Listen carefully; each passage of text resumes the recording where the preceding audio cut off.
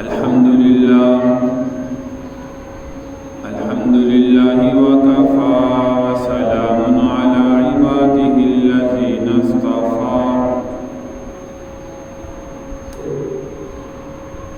أما بعد فأعوذ بالله السميع العليم من الشيطان الرجيم بسم الله وباسم عرش كتاب الله الرحمن الرحيم أينما تكونوا يدرككم الموت ولو كنتم في بروج مشيدة قال رسول الله صلى الله عليه وسلم الدنيا سجن المؤمن وجنة الكافر أو كما قال عليه الصلاة والسلام صدق الله مولانا العظيم رب اشرح لي صدري ويسر لي أمري واحلل عقدة من لساني يفقهوا قولي رب زدني علما رب زدني علما رب زدني علما سبحانك لا علم لنا إلا ما علمتنا إنك أنت العليم الحكيم يا رب صل وسلم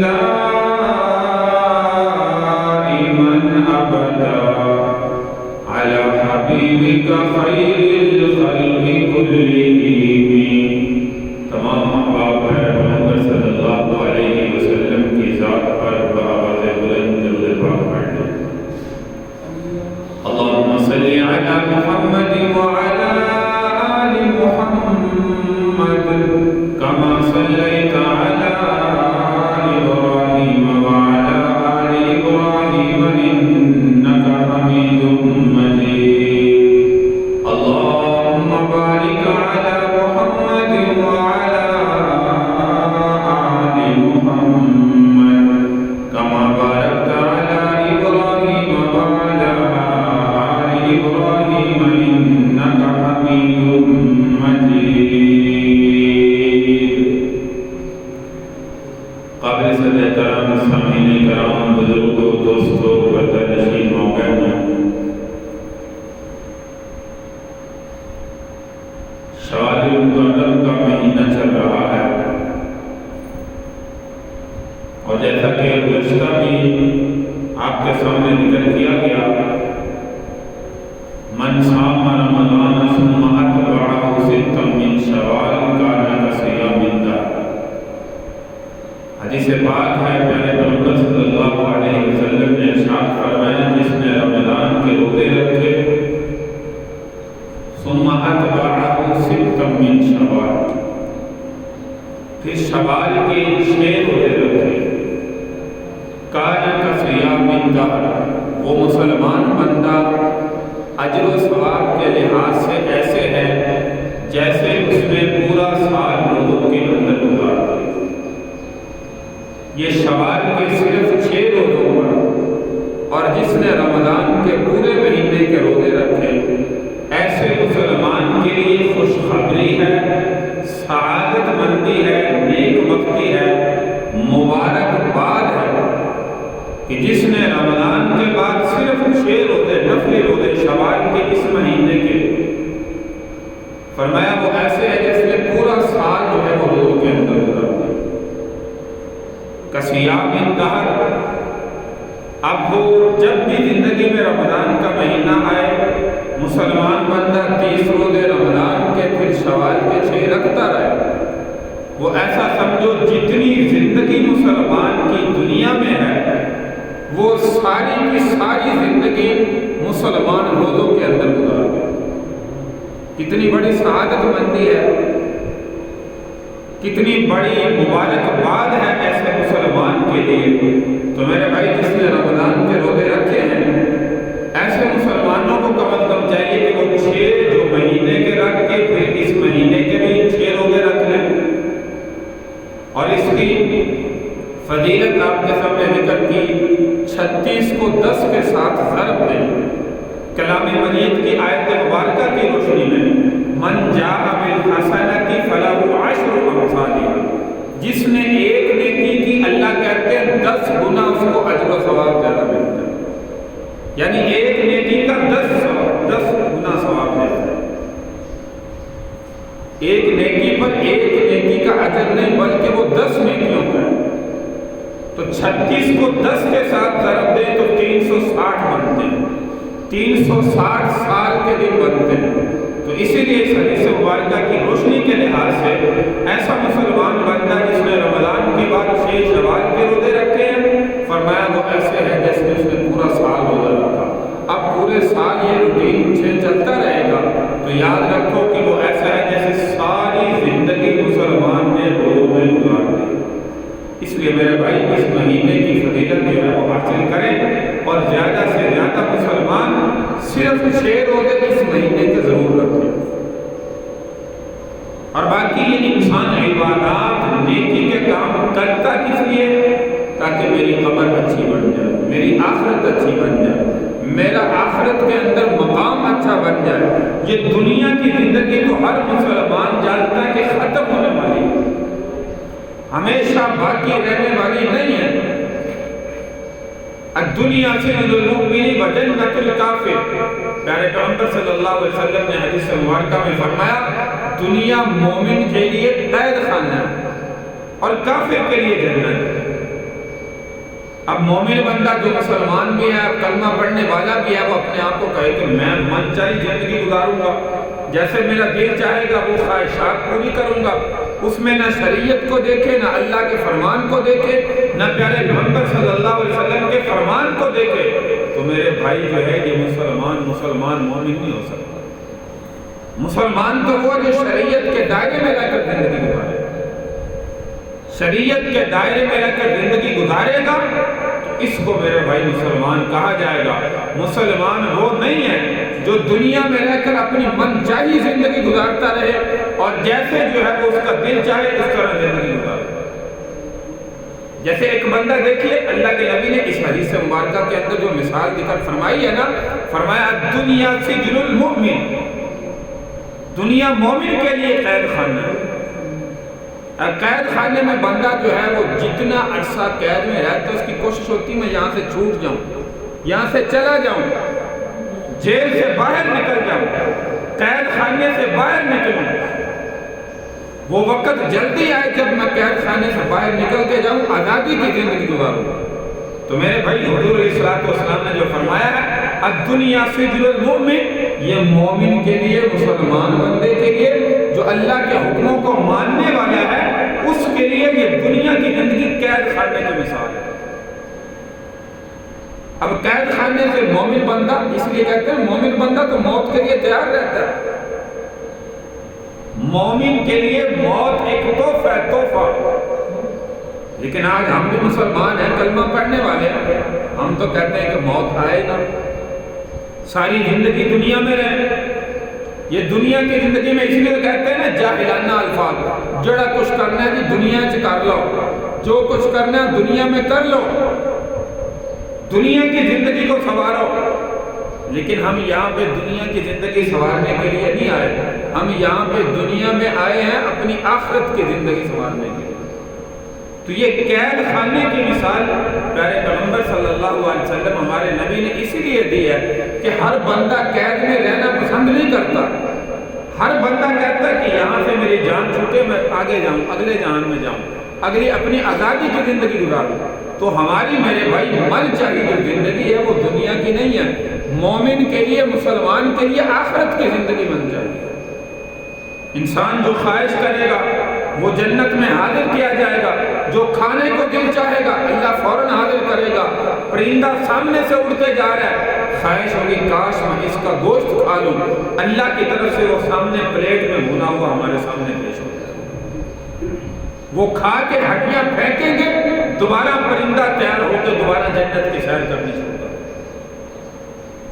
انسان کسی جنتی کو دیکھے گا یار یہ کتنا خوبصورت ہے، تو جب یہ خواہش کرے گا یہ کتنا خوبصورت ہے جنتی نوجوان، اس کی شکل اس میں تبدیل ہو جائے گی،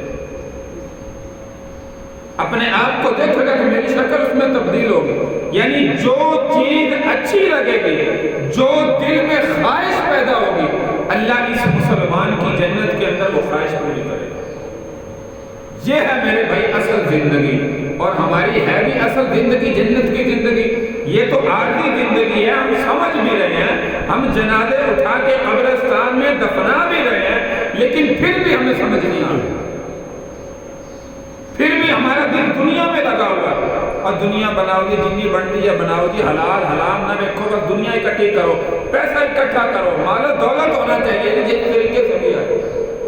اس لیے ہم اپنے کاروبار میں نہ حلال کو سوچتے ہیں نہ حرام کو، حلال حرام جو آتا ہے بینک بیلنس بڑھنا چاہیے، فلاں بندے کے پاس 2 کروڑ کی پراپرٹی ہے، میرے پاس 4 کروڑ کی، 5 کروڑ کی، 10 کروڑ کی ہونی چاہیے۔ اب اس میں نے نہیں دیکھنا کہ وہ حلال آ رہا ہے یا حرام آ رہا ہے، تو میرے بھائی یہ چند دن کی زندگی ہے، ختم ہونے والی ہے، کب ختم ہو جائے نہ آپ کو پتا نہ مجھے پتا، کسی انسان کو نہیں پتا۔ اسی لیے پیارے پیغمبر صلی اللہ علیہ وسلم نے فرمایا کہ یہ قید خانہ ہے مومن کے لیے، مسلمان کے لیے، اور مومن ہر وقت موت کے لیے تیار رہتا ہے۔ جیسے حضور علیہ السلام صحابہ کی تربیت فرماتے تھے، ایک گلاس پانی کا پیالہ مٹی کا اپنے ہاتھ میں لیتے اور پانی بھرا ہوتا، حضور علیہ السلام فرماتے میرے صحابہ مجھے علم نہیں کہ میں اس میں سے ایک گھونٹ بھی پی سکوں گا یا نہیں۔ صحابہ کہتی یا رسول اللہ وہ کیسے؟ آپ تو اللہ کے محبوب ہیں، اللہ کے لاڈلے پیغمبر ہیں، آپ جیسا تو کائنات میں اللہ نے آج تک پیدا ہی نہیں کیا، نہ قیامت تک پیدا ہوگا۔ تو پیارے پیغمبر صلی اللہ علیہ وسلم فرماتے میرے صحابہ میری زندگی کا کوئی پتہ نہیں، شاید یہ ایک گھونٹ میرے ہاتھ میں پیالا ہے، یہ پینے سے پہلے میری موت واقع ہو جائے، اللہ کی طرف سے بلاوا آ جائے۔ یہ کون فرما رہے ہیں؟ جس کے لیے اللہ نے اس کائنات کا نقشہ بنایا ہے، ساری کائنات کو سجایا ہمارے محبوب کے لیے، اپنے محبوب کو اس دنیا میں نہ بھیجنا ہوتا یہ ساری کائنات کی رونقیں اللہ کو بھی پیدا نہ کرتا۔ انبیاء کا سلسلہ آدم علیہ السلام سے لے کے عیسیٰ علیہ السلام تک ہر نبی اس دنیا میں آیا، یہ سارا نقشہ جو اللہ نے بنایا، اتنا ہزاروں سال کروڑوں سال کا لمبا چوڑا سلسلہ، یہ ہمارے پیارے پیغمبر صلی اللہ علیہ وسلم کی آمد کے لیے ہر نبی کو ہر رسول کو اللہ مطلع فرماتے کہ میں تمہیں بھیج رہا ہوں، دنیا میں جاؤ اپنی قوم کو ہدایت کی طرف بلاؤ، لیکن تم میں سے سب سے آخر میں ایک ایسا اپنا نبی، اپنا رسول، اپنا پیغمبر، اپنا لاڈلا محبوب بھیجوں گا جس کا مقام تم سب سے جو ہے وہ زیادہ ہوگا۔ تو ہر نبی کہتا تھا یا اللہ تیری ذات کا شکر ہے، کروڑوں مرتبہ شکر ہے، تو نے نبوت سے سرفراز کیا، نبی بنایا، اور نبی آپ جانتے ہیں کہ وہ جنتی ہے، کبھی جہنمی ہو ہی نہیں سکتا۔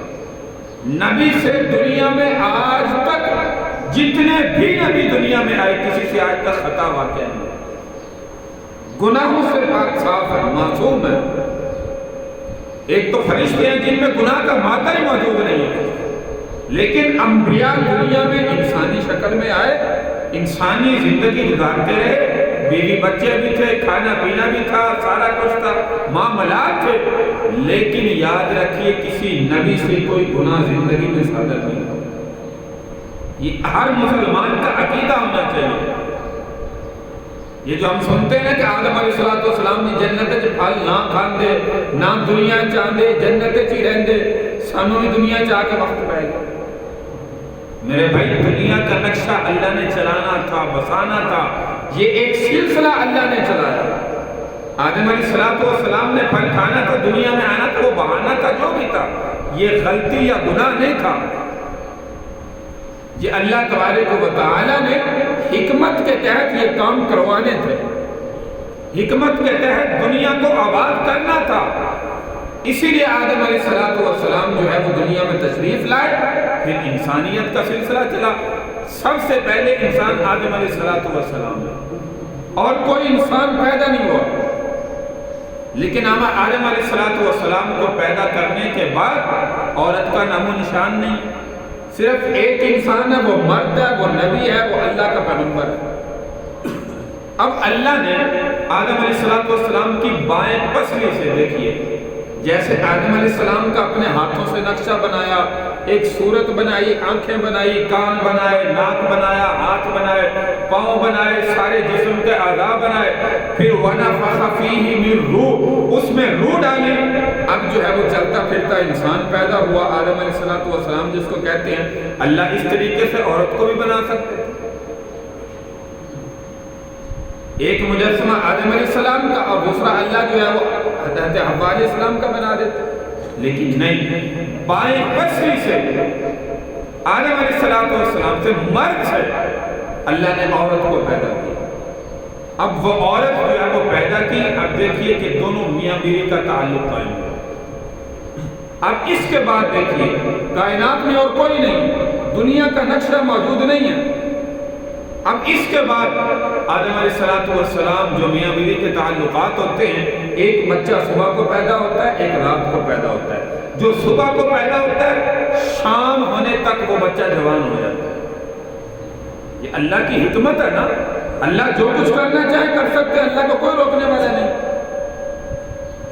جیسے ابراہیم علیہ السلام کو فرشتے نے کہا کہ اے ابراہیم علیہ السلام، جب نمرود نے آپ سے پوچھا تھا کہ میں وہ خدا ہوں جو زندگی بھی دیتا ہوں، موت بھی دیتا ہوں، دو قیدیوں کو بلایا جو اس کی جیل میں قید تھے، تو ایک کو پھانسی پہ لٹکا دیا، دوسرے کو آزاد کر دیا، دیکھو میں نے جو ہے وہ زندگی پیدا کرتا ہوں، موت کو بھی پیدا کرتا ہوں۔ ابراہیم علیہ السلام جو ہے وہ سمجھ گئے کہ اس بندے میں عقل نہیں، بادشاہت تو ہے، اللہ نے مخلوق کی بادشاہت بھی دی ہے، نمرود کو سب کچھ دیا ہے، لیکن اس میں عقل نہیں ہے، یہ زندگی موت کے تصور کو سمجھتا ہی نہیں ہے۔ تو پھر ابراہیم علیہ السلام نے فرمایا یأتی بہا الشمس من المغرب فأت بہا من المغرب فبہت الذی کفر، فرمایا میرا اللہ وہ ہے۔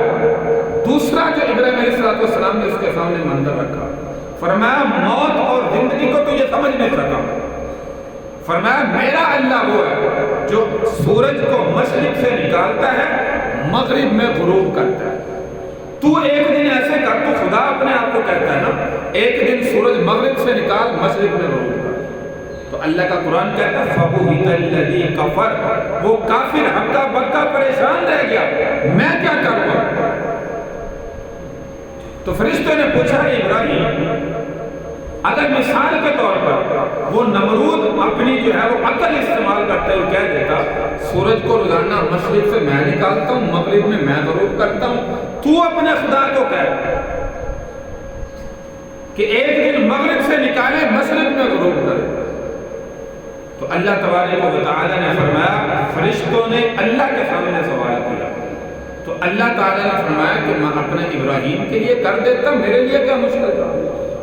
کن فیکون، میں نے تو کہنا ہو جائے وہ ہو جاتا، فرمایا میرے لیے تو کوئی مشکل نہیں۔ اب روزانہ دیکھیے سورج مشرق سے نکلتا ہے، مغرب میں غروب ہوتا ہے، کون کرنے والا ہے؟ اللہ کی ذات کرنے والی ہے۔ اب اللہ تبارک و تعالیٰ ایک دن مغرب سے نکال کے مشرق میں غروب کر دیتے، اللہ کے لیے تو کوئی مشکل نہیں۔ تو اسی لیے میرے بھائی، اللہ کے لیے کوئی مشکل کام نہیں ہے۔ اللہ نے بائیں پسلی سے حضرت حوا علیہ السلام کو پیدا کیا، صبح کو بچہ پیدا ہوتا ہے، شام تک جوان، شام کو ہونے والا صبح تک جوان۔ اب یہ جو شام کو صبح کا سلسلہ اللہ نے چلایا، شام تک جوان ہو رہا ہے، ایک صبح تک جوان ہو رہا ہے، دونوں کا آپس میں نکاح ہو رہا ہے۔ اب ہماری عقل کہے گی، ہم نے شریعت کو اللہ نے دی ہے، ایک دین اسلام دیا ہے، ہم کہیں گے یہ تو ایک ماں باپ سے پیدا ہونے والے، یہ تو بہن بھائی ہوئے، اب رشتے میں کیسے تعلق بن گئے؟ یہ تو ناجائز کام ہے۔ لیکن یہ اللہ نے کائنات کو آباد کرنا تھا، اللہ نے حکمت کے تحت یہ سارا کچھ کروانا تھا۔ آج جو کہتے ہیں یار فلاں بندہ گیا گھر سے نکلا، ہم اس کو روکتے بھی رہے، کہ نہ جا، حالات ٹھیک نہیں ہیں، لیکن وہ گیا روڈ پر، ایکسیڈنٹ ہوا، فوت ہو گیا۔ کاش وہ ہمارا کہنا مان جاتا، وہ نہ جاتا، اس کی موت واقع ہو۔ یہ ہماری عقل کہتی ہے، لیکن میرے بھائی اللہ نے اس کی موت لکھی وہاں تھی، کیوں نہ جاتا؟ ہم لاکھ کوشش کرتے، اس نے جانا ہی جانا تھا۔ جیسے سلیمان علیہ السلام کا دربار لگا ہوا ہے، آپ جانتے ہیں سلیمان علیہ السلام کی چرند پرند ہواؤں پر، ہر چیز پر حکومت، ایسے بادشاہ دنیا میں اور کوئی نہیں آیا۔ یہ واحد اللہ کا پیغمبر ہے حضرت سلیمان علیہ السلام، جو ساری کائنات میں جتنی مخلوق ہے حتیٰ کہ ہوا، اس پر بھی اللہ نے سلیمان علیہ السلام کو حکومت عطا فرمائی، اور کسی کو اللہ نے اتنی بڑی حکومت نہیں عطا فرمائی۔ جن بھی تابع ہیں، چرند بھی تابع ہیں، جانور بھی تابع ہیں، مکھیاں بھی تابع ہیں، چیونٹیاں بھی تابع ہیں، ہر چیز سلیمان علیہ السلام کے تابع ہے۔ سورۃ النمل میں واقعہ آتا ہے، یا ایھا النمل ادخلوا مساکنکم لا یحطمنکم سلیمان وجنودہ وهم لا یشعرون۔ ایک چیونٹی نے کہا، وہ دیکھو سلیمان علیہ السلام کا لشکر آ رہا ہے گھوڑوں پر، جس میں جنات بھی ہیں، انسان بھی ہیں، جانور بھی ہیں، وہ تمہیں روند ڈالے گا، جلدی جلدی اپنے اپنے گھروں میں داخل ہو جاؤ، اپنے اپنے بلوں میں چلی جاؤ۔ لا یحطمنکم سلیمان وجنودہ وهم لا یشعرون فتبسم ضاحکا من قولها۔ سلیمان علیہ السلام مسکرائے، ہنسے کہ چونٹیوں کا دیکھو عمل، کہ یہ اپنے دوستوں کو کہہ رہی ہے، اپنے خاندان کو کہہ رہی ہے، اپنے قبیلے کو کہہ رہی ہے، لا یحطمنکم سلیمان وجنودہ وهم لا یشعرون، اپنے اپنے بلوں میں، اپنے اپنے گھروں میں چلے جاؤ۔ سلیمان علیہ السلام کا لشکر آ رہا ہے، وہ نہیں دیکھے گا تمہیں رو میں ڈالے گا۔ اب کیڑی، یہ اس چونٹی کی آواز کو بھی سلیمان علیہ السلام نے سنا، فتبسم ضاحکا من قولها، اس چونٹی کی بات کو سن کے مسکرائے، وجنودہ وهم لا یشعرون۔ تو میرے بھائی ہر چیز پر اللہ نے حکومت عطا فرمائی تھی، چاہے وہ چیونٹی ہے، چاہے ہوا ہے، چاہے چرند ہے، پرند ہے، کوئی بھی چیز ہے، ہر چیز پر اللہ نے حکومت عطا فرمائی۔ تو دربار لگا ہوا ہے، آپ کے پاس دائیں یا بائیں طرف روایات میں آتا ہے کہ بندہ بیٹھا ہے، سامنے دربار کا دروازے سے جبرائیل علیہ السلام انسانی شکل میں آئے۔ انسانی شکل فرشتہ اختیار کر سکتا ہے۔ اللہ کے نبی کی خدمت میں کئی مرتبہ جبرائیل امین علیہ السلام آئے، صحابہ کو کوئی نہ کوئی بات بتانے کے لیے انسانی شکل میں آئے، آپ کے پاس بیٹھے رہے، وہ بات کر کے گفتگو کر کے چلے گئے۔ اللہ کے نبی نے بعد میں صحابہ سے پوچھا، جانتے ہو یہ کون تھا؟ یا رسول اللہ ہمیں تو نہیں پتہ ہے کہ نورانی صرف انسان تھا، مسافر تھا۔ تو اللہ کے محبوب صلی اللہ علیہ وسلم فرماتے ہیں یہ جبرائیل امین تھا۔ اب جبرائیل امین اپنی اصلی شکل میں آئے تو انسان تو دیکھ ہی نہیں سکتا، طاقت ہی نہیں ہے، جتنی بڑی جسامت، جتنی بڑے جو ہے وہ قد و قات، جتنے بڑے اللہ نے صفات سے نوازا ہے، انسان میں دیکھنے کی قدرت ہی نہیں ہے، طاقت ہی نہیں ہے۔ تو یہ سلیمان علیہ السلام کے دربار میں اسرائیل انسانی شکل میں دروازے سے داخل ہوئے اور مجلس کے اندر آ کر بیٹھ گئے۔ اس بندے کو جو ہے وہ بڑے غور سے دیکھ رہے ہیں، جو پاس بیٹھا ہے۔ تو اب اس بندے کو ڈر نہ لگے، یہ مجھے پتہ نہیں کیوں گھور کے دیکھ رہا ہے، کیوں غور سے دیکھ رہا ہے، میں نے کیا گناہ کر دیا؟ تو سلیمان علیہ السلام کو شکایت کی، کہنے لگے وہ فلاں بندہ جو ابھی ابھی آیا نا، مجھے بڑے غور سے دیکھ رہا ہے اور مجھے اس سے ڈر لگ رہا ہے۔ تو سلیمان علیہ السلام نے بلایا، بھائی کیا بات ہے، کیوں اس کو غور سے دیکھ رہے ہو، اس کا کیا گناہ ہے؟ وہ کہنے لگے معاف کرنا ہے اللہ کے نبی، میں اسرائیل ہوں، میں انسان نہیں ہوں، میں اس کی جان نکالنے آیا ہوں، لیکن میں دیکھ رہا تھا اللہ نے اس کی موت فلاں جزیرے میں لکھی ہے جو یہاں سے کئی 100 کلومیٹر کے فاصلے پر، لیکن یہ بندہ آپ کی مجلس میں کیا کر رہا ہے، وقت اس کا ہونے والا ہے۔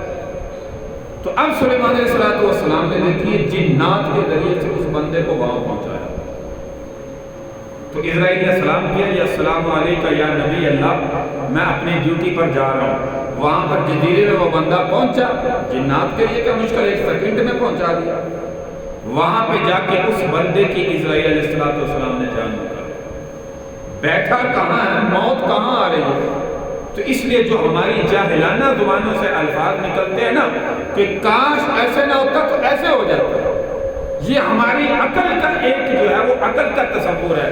لیکن میرے بھائی جو اللہ تبارک و تعالیٰ نے جس بندے کی موت جہاں پہ مقرر کی ہے اس کو آ کر رہتی ہے.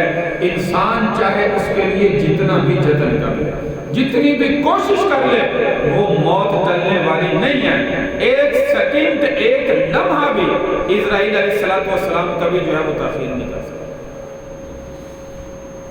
تو اس لیے میرے بھائی موت آنے سے پہلے ابھی ہم زندہ ہیں، زندگی گزار رہے ہیں، آنکھیں سلامت، کان سلامت، ہاتھ سلامت، پاؤں سلامت، نیک اعمال کرنا چاہے کر سکتے ہیں، لیکن جان بوجھ کر نہ کریں. کہیں گے ابھی تو میں جوان ہوں، ابھی تو میری 20-30 سال عمر ہے، ابھی تو 40 سال عمر ہے، ابھی تو فلاں بوڑھا میرے سامنے زندگی گزار رہا ہے، میں بھی بوڑھا ہوں گا تو بڑھاپے میں اللہ کو منا لوں گا، جو گناہ کیے اللہ سے معافی مانگ لوں گا، اللہ معاف کرنے والا ہے. نہیں میرے بھائی، اس لیے میں کہتا ہوں ہم اپنے کندھوں پر، اپنے ہاتھوں میں معصوم بچوں کو بھی قبر میں رکھ رہے ہیں، اپنے کندھوں پر چارپائی اٹھا کر نوجوانوں کو بھی رکھ رہے ہیں، بزرگوں کو بھی لے جا رہے ہیں، ہر عمر کے طبقے کو، بندے کو جو ہے وہ ہم قبرستان کے اندر دفن کر رہے ہیں. یہاں سے ہمیں سبق حاصل کرنا چاہیے کہ موت کا وقت جو مقرر ہے وہ آ کر رہے گا. ہمارے ذہن کے مطابق موت نہیں آئے گی.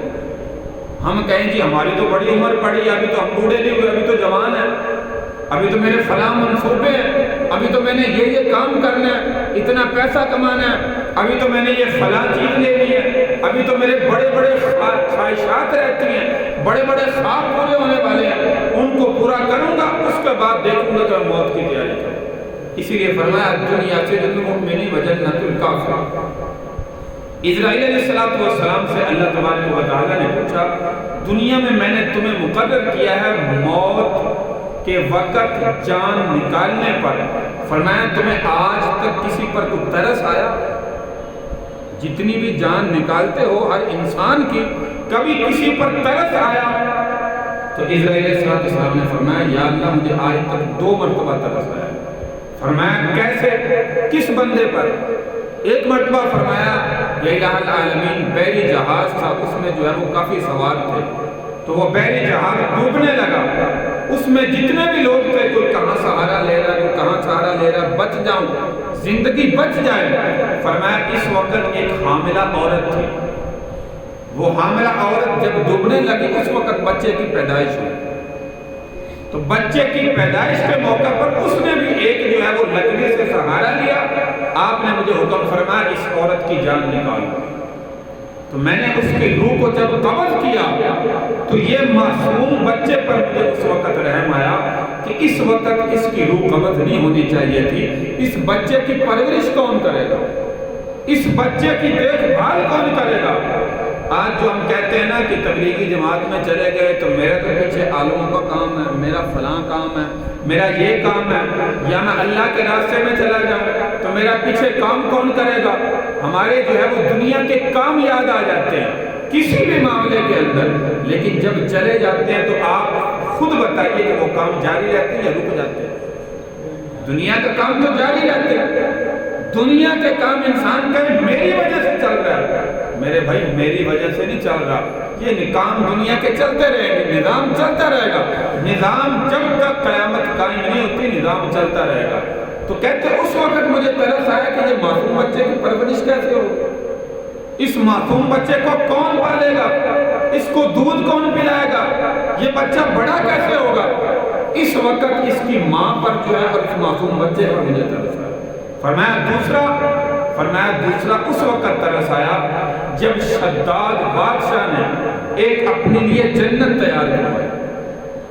آپ جانتے ہیں دنیا میں یہ واحد بادشاہ ہے جس نے اپنے لاؤ لشکر کو حکم دیا کہ ایسی جنت تیار کی جائے جس میں داخل ہوتے ہی انسان واقعی محسوس کرے کہ جو صفات اللہ تبارک و تعالیٰ نے جنت کی رکھی ہیں وہ ساری صفات اس میں جو ہے وہ دنیا میں نظر آئیں. حالانکہ یہ تو ناممکن بات ہے، انسان جو بھی کوشش کر لے وہ کبھی نہیں ہو سکتا. تو فرمایا کہ جب اس کی جنت تیار ہو گئی، یہ اپنے گھوڑے پر سوار ہو کر دیکھنے کے لیے آیا. ابھی اس کا ایک پاؤں اندر تھا اور ایک باہر تھا. اس وقت آپ نے مجھے فرمایا کہ اس کی روح کو قبض کر. فرمایا اس وقت جب اس کی روح میں نے قبض کی، اس وقت مجھے شداد بادشاہ پر ترس آیا کہ اس نے اتنی محنت بھی کی، جنت کو بنانے کا حکم دیا.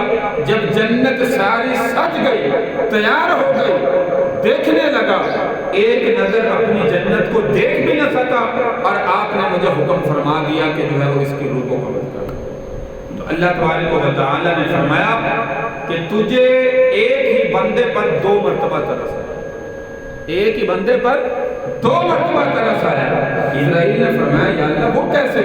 تو اللہ تبارک و تعالی نے فرمایا جو تم کہہ رہے تھے معصوم بچے پر ترس آیا، ماں کی روح کو پانی میں نے جو ہے وہ قبض کیا. فرمایا یہ بچہ وہی ہے جو بڑا ہو کر میں نے اس کو حکومت دی، لاؤ لشکر دیا، تخت دیا، اور بڑا ہو کر یہ بادشاہ بنا اور دنیا کے اندر اپنی جنت بنانے کے خواب دیکھنے لگا. فرمایا اس کی پرورش بھی ہوئی، سارا کچھ ہوا. تو کہہ رہا تھا مجھے اس پر ترس آیا کہ اس کی پرورش کیسے ہوگی، یہ بڑا کیسے ہوگا، ماں کا دودھ کیسے پیے گا، یہ بچہ تو شاید مر جائے گا پہلے. تو دیکھو میں نے اس کو بادشاہت بھی عطا کی، سب کچھ عطا کیا، لیکن جو ہے وہ فرمایا کہ اس وقت جو ہے وہ اس کی موت آئی. یہ فرمایا وہی بچہ تھا جو معصوم تھا اور غرق ہونے سے بچ گیا تھا. تو نے کہا تھا اس کی ماں تو روح کو قبض کر لیا، مجھے اس پر ترس آیا. فرمایا شداد بڑا ہو کر بنا اور یہ جنت بنائی، سارا کو سجایا، لیکن اس کو دیکھنے بھی جو ہے وہ نصیب نہ ہو. تو میرے بھائی اللہ تبارک و تعالیٰ کی طرف سے کب حکم آ جائے ہمارے لیے بھی ہمیں علم نہیں ہے. شاید یہاں سے ہم اٹھ کے مسجد سے باہر بھی نہ جاتا ہے، جہاں پہ بیٹھے ہیں ایک قدم نہ چل سکے. اس لیے کہا الدنیا سجن المؤمن. اس حدیث مبارکہ کو سامنے رکھیں. یہ مومن کے لیے دنیا کی زندگی قید خانہ ہے، اور قید میں تو بندہ رہنا نہیں چاہتا. ہر وقت جو ہے وہ ہماری یہاں پہ زندگی میں موت کی تیاری ہونی چاہیے. مومن بندہ تو موت کو تحفہ سمجھتا ہے کہ موت آئے میں اپنے اللہ سے ملاقات کروں. وجنت الکافر، اور کافر کے لیے جو ہے وہ جنت ہے. جنت کیسے ہے؟ وہ مختصر کے ساری خواہشات. کافر دنیا میں ان حدود کا، شریعت کا، اسلام کا، اللہ کے حکم کا، اللہ کے نبی کے فرمان کا پابند نہیں ہے، کیونکہ وہ ہمیشہ ہمیشہ جہنمی ہے. جیسے مرے گا جہنم میں داخل ہوگا. لیکن مسلمان کے لیے میرے بھائی ایسا نہیں ہے. اس لیے مومن بندہ مسلمان بندے کے لیے یہ دنیا کی زندگی قید خانہ ہے. قید خانے سے نکلنے کی انسان کو خواہش ہوتی ہے، آزادی کی زندگی گزارنے کی خواہش ہوتی ہے. تو ہماری آزادی کی خواہشات کی زندگی وہ جنت کی زندگی ہے.